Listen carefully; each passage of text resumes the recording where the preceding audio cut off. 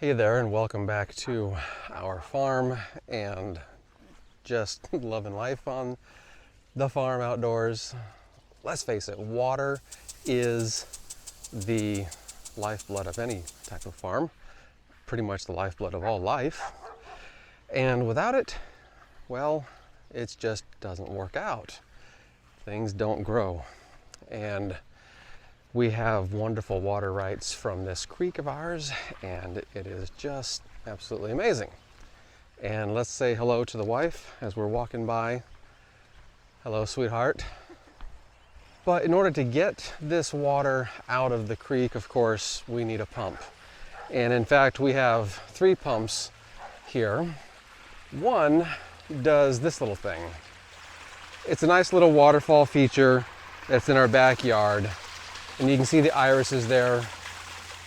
They are spent. It's really beautiful when the irises are blooming. But as you can see, that pump is working just fine. And it doesn't do anything as far as irrigation. It's just for this nice little feature. And the water runs right back into the creek.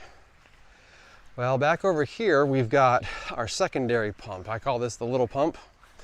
And the little pump is all about irrigating the main garden and irrigating or watering the lawn. So let's take a look at what's going on with this pump. It draws from the creek here, and then as we come over the fence here, we've got the pump sitting here. Then of course the piping puts it underground and everything.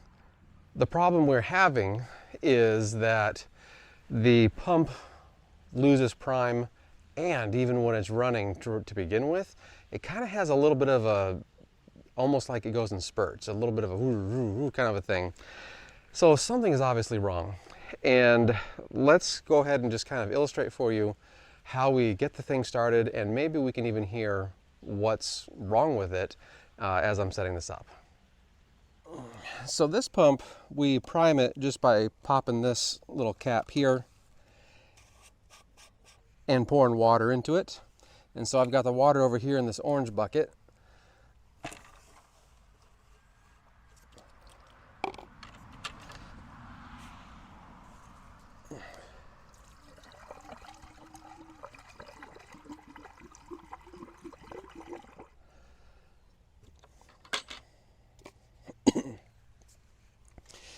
So when the water pumps up, of course, it goes through this particulate filter to keep the sprinklers, which, you know, it's just the garden sprinkler now. There are some underground sprinklers throughout, but we don't use those because the piping had burst, and we don't really care to use those anyway. It's not that big of a deal. So certainly we want to make sure that's cleaned out, but it would not be the reason for why it loses prime and it just starts sucking air. Certainly something down the line here as far as the overall deal of sealing it up and making sure it doesn't suck in any air, that's going to be my primary concern. So while I am going to plan to take this apart because the pump sounds weird, there's certainly going to be something in this piping that draws into it. When we get it started, you're going to see it leak from here as well. So I'm going to work on this and get this area fixed too. But since this is on the high pressure side, that would not be the reason for why it loses prime. All right, so it's primed, and all I have to do is come over here and flip the switch.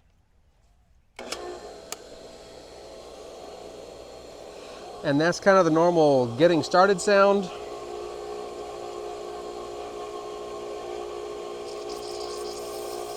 And we can hear it kind of sort of building up pressure here. Here, I'll take the mic a little closer. It's even bubbling here, so I need to tighten that a little bit if I can.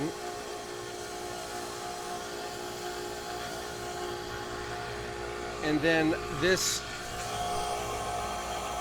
over here,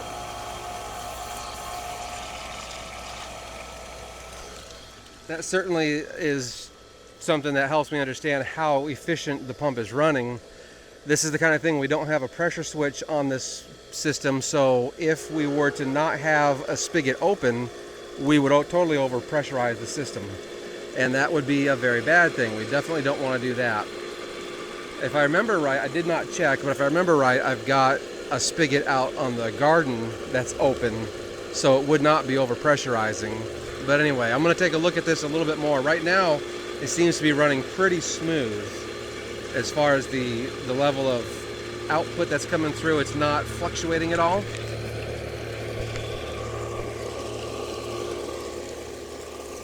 So I'm going to set it and go ahead and fill up this bucket again.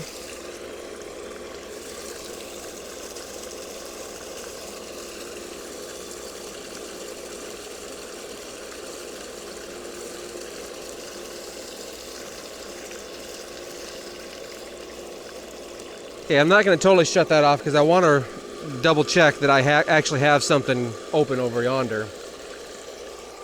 So let's go ahead and check that. So here's one of the risers that's connected to this pump.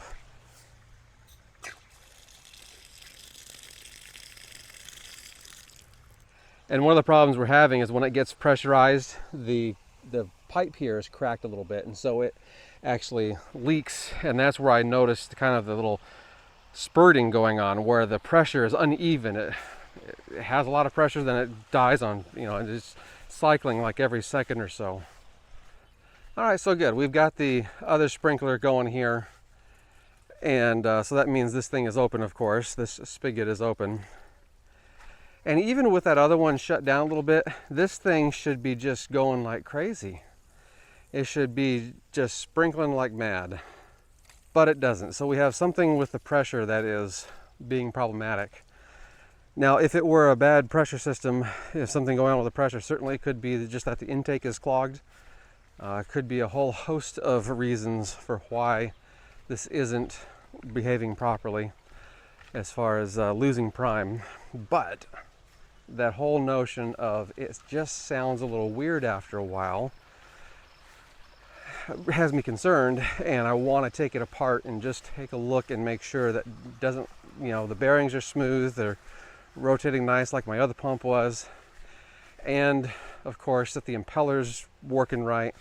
I just need to check all that. So I'm going to go ahead and take it all apart, and we'll be looking at this here in just a second. Once I transport this to the shop, we'll be looking at it and taking it all apart. Okay, so here's the rough sound. Okay, so here's kind of the rough sound maybe that you can hear. There's just a little bit of a uneven or some kind of a, I don't know if it's grinding or just what, but it just isn't running optimally. So I need to take it apart and see what's going on here. As I mentioned too, here we've got plenty of water leaking, but again, this is on the high pressure side. That would not be why it loses prime.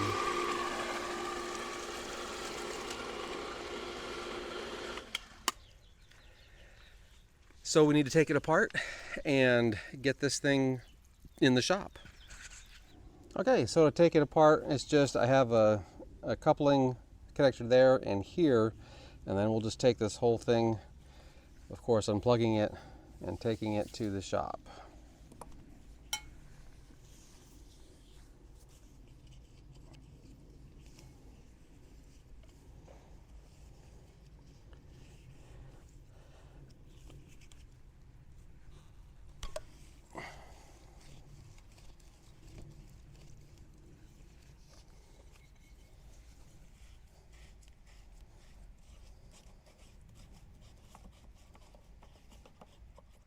Now this one's a little bit interesting in that it is a compression fitting. It doesn't have, in that this O-ring here is around the pipe itself, rather than having two pieces that meet together and it has an O-ring on the flat surface. It has this thing, which I just, for some reason, find interesting in its design and implementation. Now it works, you know, if it's set up right and all that other good stuff, it works, and it works just fine. All right, so now I need to take this one off, and then we'll be able to head to the shop.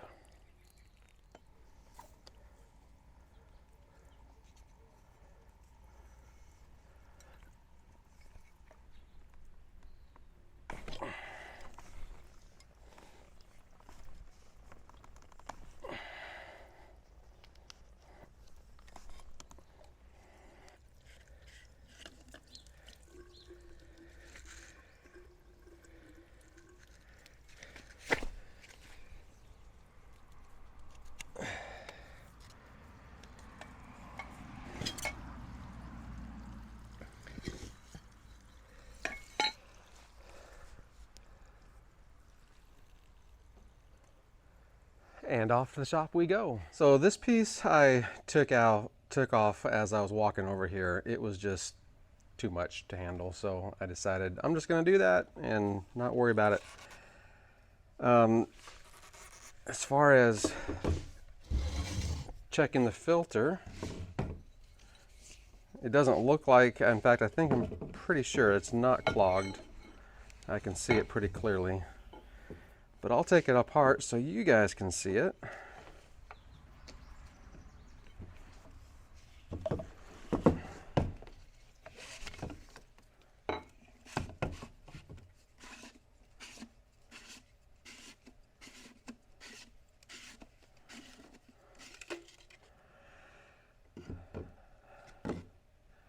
All right, so this screen here, that is slightly more filled in than I expected. Usually I see it like this, but those holes, there is quite a bit that's actually absolutely filled in there. But I would expect it to still pass water through without too much problem. That might be part of the problem. It doesn't answer why it sounds weird when it's running, but that could certainly be part of the issue. Just needing that done. And of course, our O-ring here, we don't want to lose that. Everything else looks clean. All right, this is actually kind of loose up here. And when I take these apart for winter, really what my practice has been is to just pull it off, empty it of water, and put it in our garden shed. And I just wonder if I didn't empty it, fully empty it of water this last winter, and maybe something broke in there. Oh, look at that. That thing is at a goofy angle. I do not like that at all.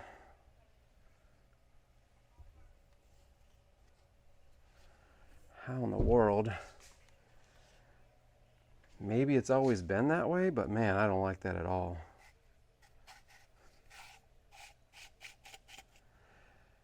That just needed to be tightened, so I'll clean that up, put more Teflon tape in there.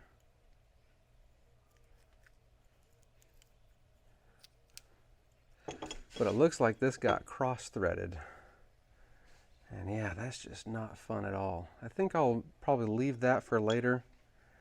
Not gonna worry about it just yet. Okay.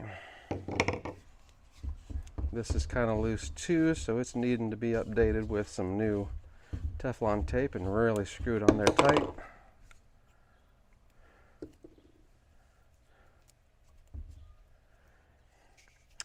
This is also loose. So being that these were on the downside, of course, with these being loose, prime candidates for why it loses prime.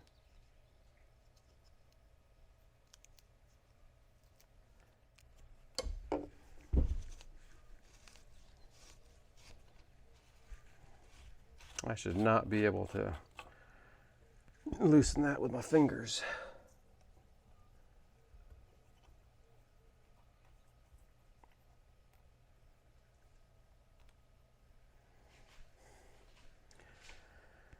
That's just a plastic connector.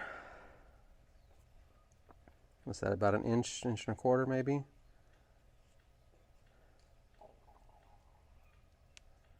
Looks like I need to get a new one of these. As I'm inspecting the threads, there's some compression there somewhere. Like it's either been cross-threaded or it's been bent. And if that's been bent, I certainly don't like that. And if this is, that's also plastic. I think I might get a new one of these too.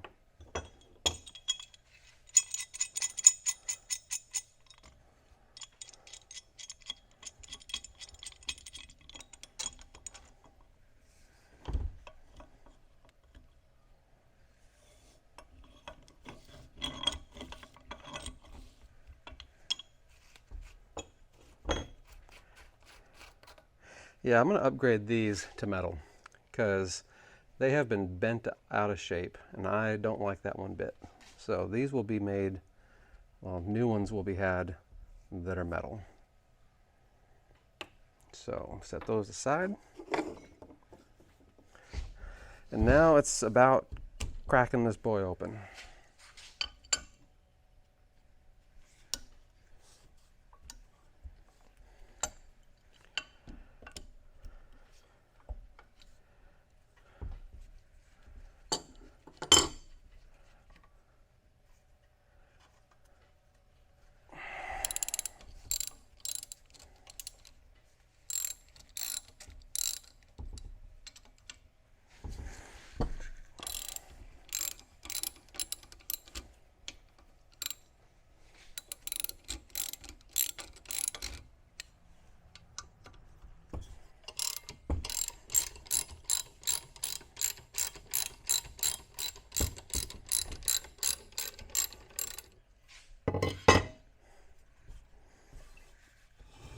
All right, let's see how easy this thing comes off compared to the other one.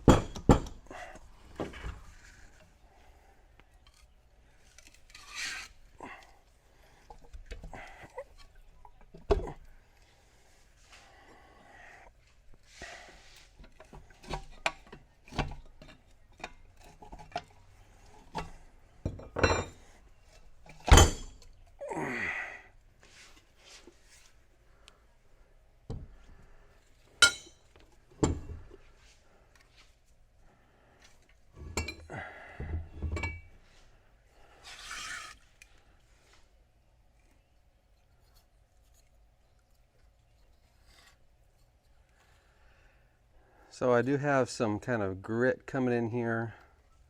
I don't know if that's just debris of some sort from the housing here.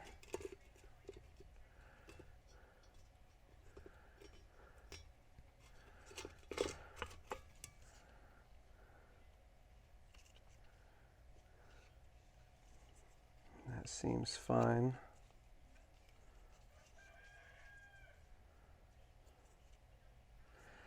Nothing appears broken on this part of the impeller.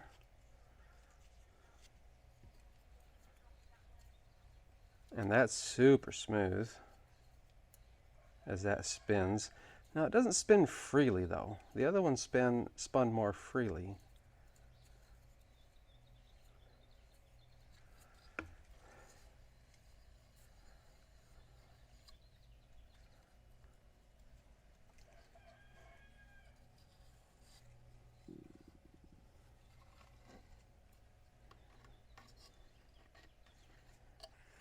Okay, I think I'm going to go ahead and take off the back so that I can take off this part of the spindle and just make sure I can inspect just on the other side of that spindle and make sure that part's looking good.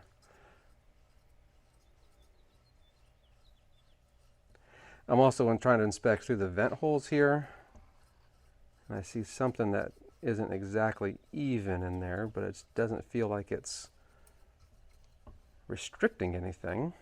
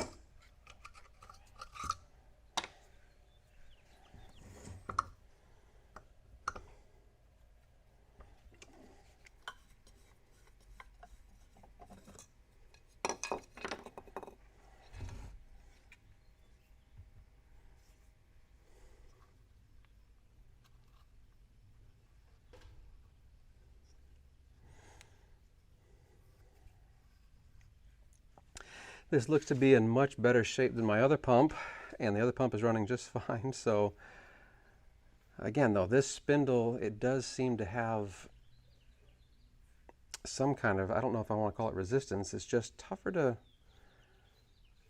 spin. The other one was so free when it was not plugged in like this and all that.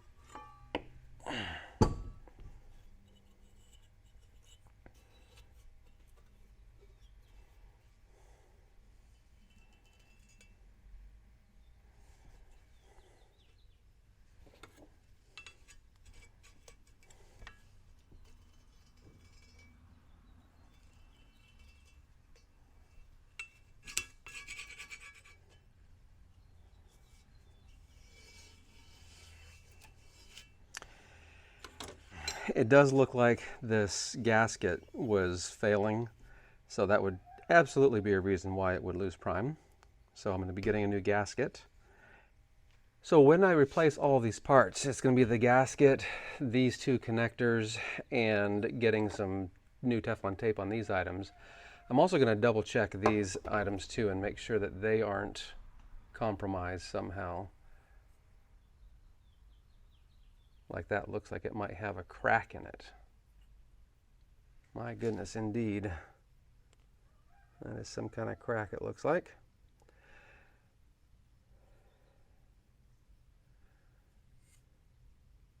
So when I get these new parts on there, of course it should be running like new, but I still have to check the draw pipe, make sure it's not clogged at the source, and then make sure those fittings are nice and tight and that they aren't letting in any air either. So I'm going to end up going to the store first, getting all these things. I'll put this back together, then I'll check out the piping and make sure it's good, and then we should be back in business with this pump. Looking forward to that for sure, because we got to get that garden watered. So I've got all the pieces I need now. The gasket, which I kind of mangled a little bit, but it's still going to work fine. That'll go right on this casing. Then picked up some new ones of these so I can make this joint again, because I had a crack in the original one. And these items that are now in metal, that'll be really nice, because then I won't have the shearing force that bent the other ones, the plastic ones. Maybe it's not shearing, I don't know. Doesn't matter. So what we just need to do is go through putting all this together, and then we're going to inspect the piping that comes out of the creek and into the pump here, and we'll give it a test and see how it goes. So let's put this together.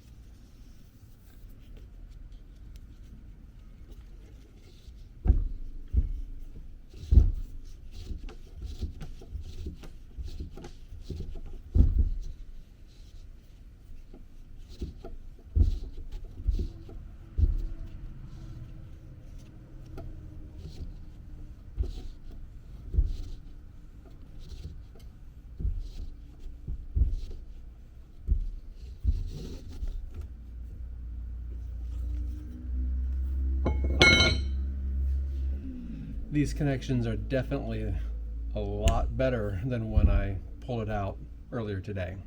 So I'm really happy with how this is coming in. I know these are going to be really solid as far as not letting any air in and losing its prime because of these connections. Whereas before it was kind of loose, and yeah, I think that was at least part of our problem. So we had the gasket back here, we had these items that were pretty loose.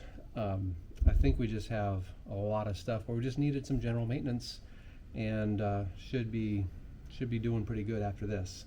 So let's get the top part on now, and then we'll head out to the creek and get it tested, and hopefully it's running like it should with full pressure and everything once we've done some basic maintenance here.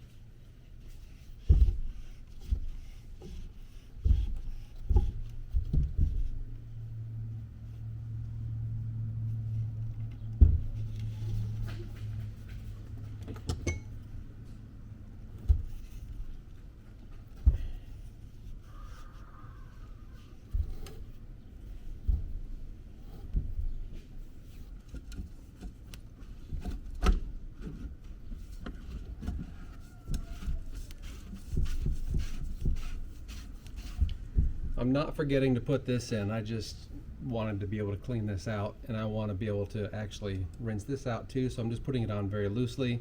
Wanted to put that on so I don't lose the O-ring. So it's now time to get it, it's all put back together. It's time to get it out there and clear out the creek a little bit, check the line that feeds this, and get it going. So I'm looking at this one pipe that comes in here. It has an elbow, and then I've got a connector right here that allows me to take it apart. At the bottom in there in the creek, we've got a foot valve. And so certainly I want to make sure that the O-ring is still in here. And the thing about this one, I actually had to replace the O-ring when we moved in a couple years ago, almost 3 years ago now, because it got lost. And so it's quite possible that that replacement got lost again as well. So let's go ahead and take that off, verify the O-ring is there, verify this thing is tight enough, and then I'm going to dig down and check the foot valve and make sure it's not clogged. Ouch.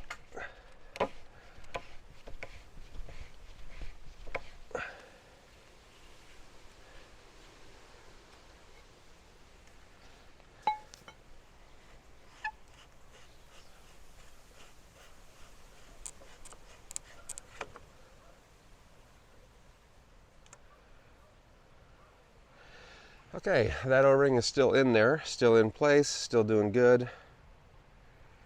And it was definitely tight enough, so that wasn't our problem.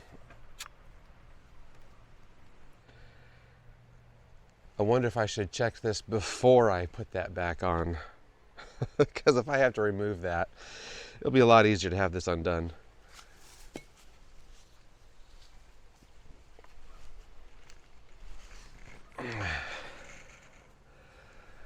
I'm using a gloved hand because there's critters in here, whether it's crayfish or fish or any other sort of thing.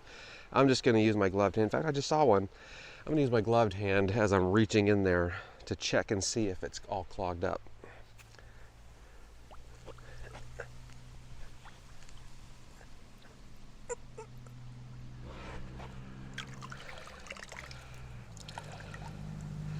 There's just a little bit of silt in there. It has definitely been worse, but I'll go ahead and clean out the rest.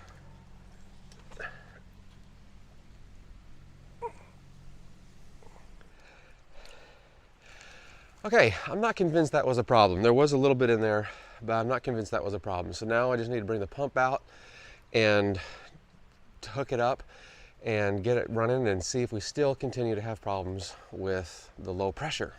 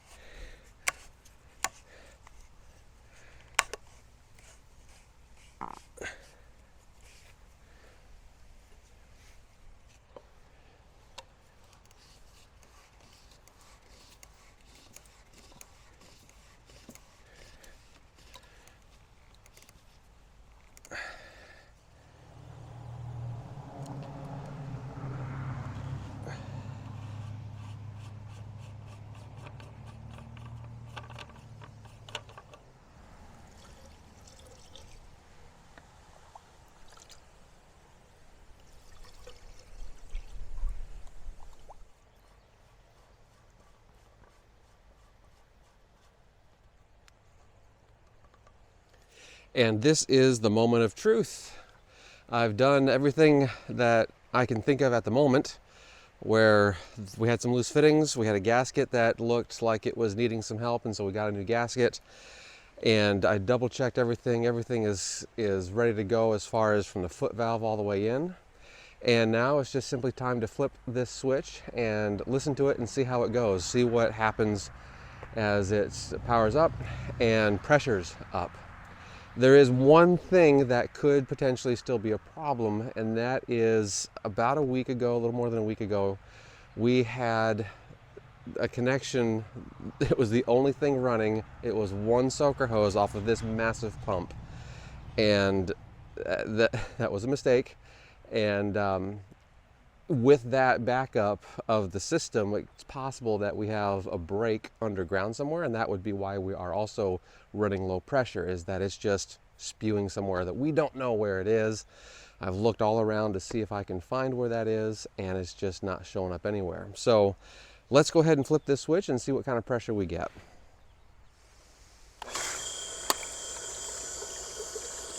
Near instantaneous, which is nice. The pump does sound a little different. It doesn't sound like it's kind of gurgling or straining or anything like that.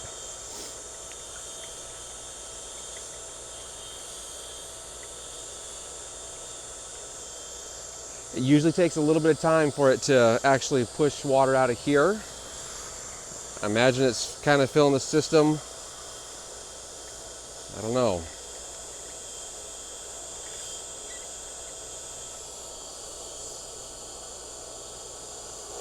There we go. Oh, that's the power we're used to seeing. Yeah, buddy. I'm very happy with that. That is what we're used to seeing here. Okay, so I'll restrict that a little bit, but now we're gonna go take a look at the sprinkler out in the garden and make sure that thing is still on. And then we'll double check its pressure. In fact, I can see it going through the tree here. So I'm gonna go ahead and shut this thing all the way off, and then we'll just go see what kind of pressure we got coming out of that. I'd mentioned that we had that one soaker hose only. This is a result of that soaker hose. So this is a leak I know I have to repair. But look how far that's, oh my goodness, that's really good pressure. Okay, so crossing the creek here, and then, oh my goodness, that sprinkler is doing everything it needs to do. The other day, it was probably not half that pressure, maybe even less. And now it's going to get this whole section of the garden nicely and beautifully. Almost got me. And what we like to do is this basically will do a third or half of the garden at a time. And so we just run this one on the garden by itself once it's all planted. It's not all planted yet, but we do have a lot of stuff down in here that Carrie has been having to water by hand, and that's a pain in the butt. So now we don't have to water by hand. So I have a little bit of an update for you. That initial fix on this pump, while it worked a little bit, for a little bit I should say, it wasn't a permanent fix. And this sprinkler now has been running all night and it hasn't lost a bit of pressure. So let's walk through what the final fix was. I think we still had problems otherwise with how, we needed to clear some things out and just spiff things up. But the true problem was this. One of the true problems, I should say, is here at the pump where it feeds in from the creek. This joint right here used to be a compression fitting where it had a sleeve that was just simply compressed against the piping on here, and that thing was just, I think, giving us some air leaks, and so it would suck in a little bit of air, and eventually in the main part of the pump here it would just lose its water, and then of course then you lose your pressure, and nothing is happening good there. So I replaced it with a standard just screw joint, so it has a standard O-ring in the middle there, and we get a really good seal there. And the thing that tipped me off to what it would be, that it was this issue, was I suspected there was something down there at the bottom where it brings the water in. And I came to mess with it one day, and the wife was out there, and I had moved this pipe, lifted it up and adjusted it. As far as what happened to was I broke the seal basically, and we just lost all pressure, even though the pump was still running, and we just lost all pressure. So that was not the right connection to have there. It probably worked for the previous owners, but it's just a really touchy connection. And with the various cleanings and the various, putting it away for the winter and bringing it out and all the different movements that I've been making, I just didn't get it right, and that thing was just perpetually having problems for us. But there was also one more thing. Let's take one more look here. So I'm around back here where it actually comes out of the creek where we draw from.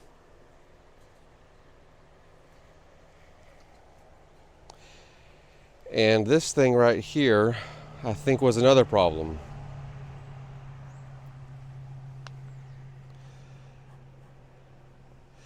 So this pipe used to go all the way down to the very bottom of this bucket. So we have a bucket down there with a lot of holes in it, and then we have this mesh material, whatever you want to call this. And the pipe used to go all the way to the bottom and draw it from there.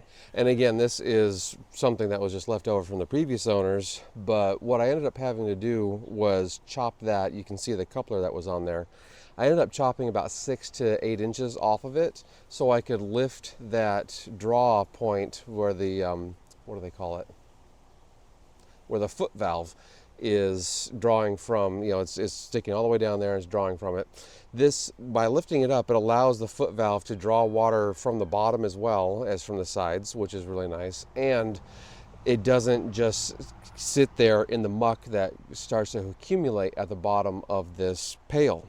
As water is flowing by and going through that pail, it's just really easy, especially when the pump isn't active and there's no circulation or anything happening. It's really easy for that sediment to just settle right in that bucket. Now, part of me says too, well, I could just probably get rid of the bucket and just suspend that foot valve just in the flow of the creek, because it used to be in a different section where there was a little more mud as well. I've modified this one so it's more in the flow, and I reckon I could do that, but I still wanted to have this mesh guard on there that just blocks any of the big stuff from flowing by and getting caught in that foot valve and, of course, causing us to have problems. There was also a screen wrapped around that foot valve. So the foot valve has its own little metal mesh type item, but then the window screen that was wrapped around it to keep extra small stuff out, that's just restricting flow. And with all of those things, the dirt all the way going down to the bottom, and then the screen as well on top of that, all of those items are restricting flow, and that was just really causing us to have some issues of keeping a good consistent pressure out there on that sprinkler. But with that cleared out, with that join fixed, and I should say modified, switched over to a proper join, then we ran it yesterday all afternoon and we ran it all night, and so we had at least, I'm going to say 12 hours, probably closer to easily 16 to 18 hours, probably closer to 18 hours constant running without a single drop in any type of pressure, and that is just exactly what we need out of our sprinklers.